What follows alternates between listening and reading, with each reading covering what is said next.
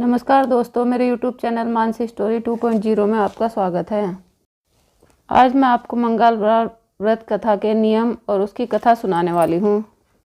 इस व्रत को किस प्रकार करना चाहिए और इस व्रत के करने से क्या फल मिलता है। मंगलवार का व्रत 21 सप्ताह तक रखना चाहिए। हर मंगलवार को नियम पूर्वक प्रातःकाल उठकर विधि विधान से यह व्रत करना चाहिए तो पुत्र धन की प्राप्ति होती है। इस व्रत को करने वाला मनुष्य इस लोक में धन और यश प्राप्त करता है। जो कोई मौन रहकर इन व्रतों की कथा को सुनता है उनके सभी मानसिक कष्ट दूर हो जाते हैं। लाल वस्त्र, लाल चंदन, लाल फूलों से विधि विधान से हनुमान जी का पूजन आरंभ करना चाहिए। पूजन के पश्चात कथा सुननी चाहिए। तो दोस्तों, व्रत की कथा आरंभ करते हैं। एक समय की बात है, एक ब्राह्मण वेदप्राग नाम का था। उसकी स्त्री का नाम सुलोचना था। वेदप्राग के कोई संतान न थी। जब वह वृद्ध हो गया तो उसने एक ब्राह्मण की कन्या को लेकर लालन पालन किया। उस कन्या ने पूर्व जन्म में मंगल की पूजा की थी। उस कन्या का रंग सोने के समान था। उसके अंग स्वर्ण सरों के थे। उससे स्वर्ण निकलता था। उस कन्या के अंग में से जो सोना निकलता था उससे वह ब्राह्मण धनवान हो गया था। चहु और उसका यश व कीर्ति फैल गई थी। जब वह कन्या जवान हुई तो वेदप्राग ने सामेश्वर नाम के ब्राह्मण से उसका विवाह कर दिया। एक दिन रात के समय सामेश्वर और उसकी पत्नी जंगल में से होकर अपने नगर को जा रहे थे। 4 चोरों ने उनको घेर लिया। चारों ने सामेश्वर को मार डाला। उसकी पत्नी विलाप करने लगी। अंत में उसने पति के साथ मरने का तय किया। उसने जंगल में लकड़ियां जमा की और चिता तैयार की। फिर उसने पति के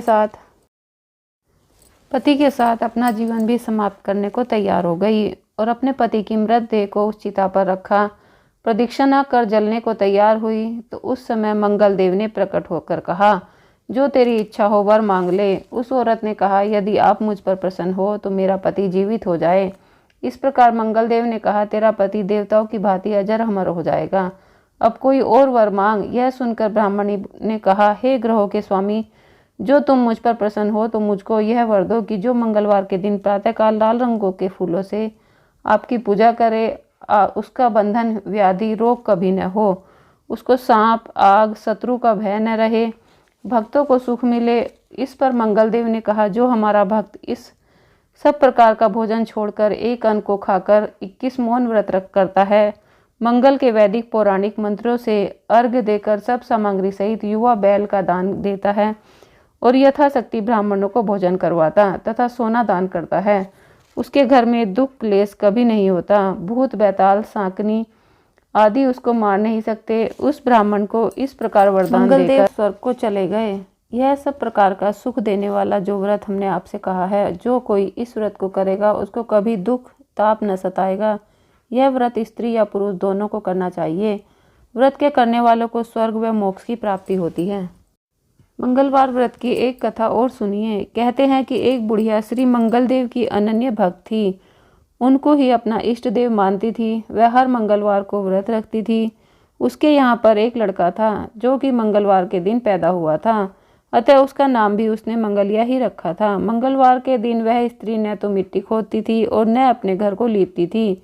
एक दिन श्री मंगल देव उस औरत की परीक्षा लेने के लिए साधु का रूप धारण करके आए और उसके घर के दरवाजे के सामने खड़े होकर हरिहर की आवाज़ लगाई। बुढ़िया ने बाहर आकर पूछा, महाराज क्या आज्ञा है। श्री मंगलदेव कहने लगे, माई बड़ी भूख लगी है, मैं भोजन करूँगा। यदि थोड़ी सी जमीन लीप दे तो तेरा बड़ा पुण्य होगा। श्री मंगलदेव की बात सुन बुढ़िया ने कहा, महाराज जी, मैंने मंगल का व्रत रखा है, अतः मैं चौका नहीं लगाऊंगी। यदि आपकी आज्ञा हो तो जल छिड़क कर सकती हूँ, उस पर रसोई तैयार कर लीजिए। साधु वेशधारी श्री मंगलदेव ने उत्तर दिया, माई मैं तो गोबर से लिपे चौके पर ही रसोई तैयार करूँगा। वृद्धा बोली, महाराज जमीन लीपने के अतिरिक्त मैं आपकी हर सेवा करने को तैयार हूँ। मंगलदेव बोले, माई जो कुछ तू कह रही है उसे सोचा भी है या नहीं? देख, जो कुछ मैं कहूँ वह तुझे करना पड़ेगा।